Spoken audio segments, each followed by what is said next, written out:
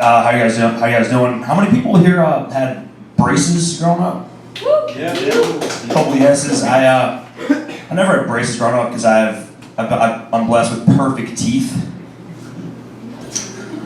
I am, however, a deeply flawed man.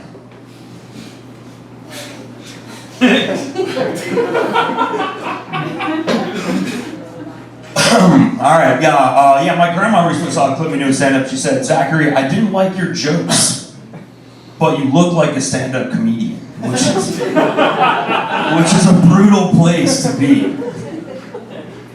It's like telling someone, "You got the triceps of a poet." What does that mean, Grandma? Reminds me of a time. One time, I slept with a girl and she told me I was actually pretty good in bed. So I didn't need that advert. That was a hurtful advert. You know what I mean? You almost gave me a compliment. You could have just dropped the advert.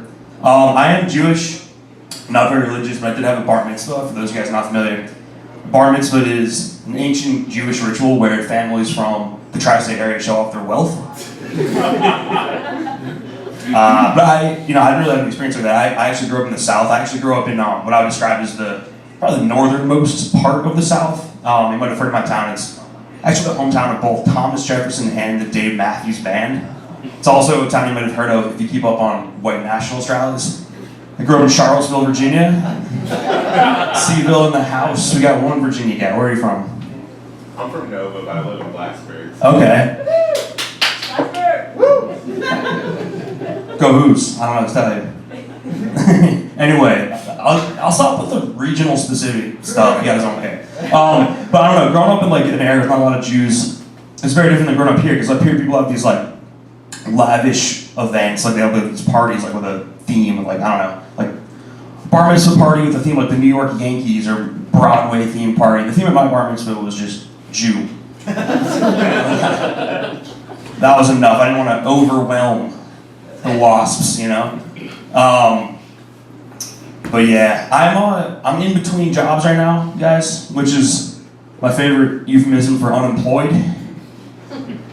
Gotta get my shit together. I've sort of let myself go these past couple years, which is my favorite euphemism for getting fatter. You know? I'm letting myself go to the delicatessen to get a roast beef and Swiss on a hoagie, lettuce, tomato, onion, hold the mayo. I always ask the deli guy to hold the mayo, caress the mayo, fondle the mayo, and then when he's done making the sandwich, put the mayo on the sandwich. Because I'm a very silly man. But, it's been a weird time. My BMI has been going up, net worth's been going down. Self-esteem is pretty stagnant. Steady, lukewarm self-esteem, That's my superpower, I guess. But yeah. There's a fly. This fly wants hopping on this set, but fuck that guy. He didn't bring 3 audience members, as far as I know. But there's rules here. There's a higher, you know what I mean? You gotta pay your dues to get stage time. Guys, I have been trying to improve myself. I did take a break from drinking recently. Don't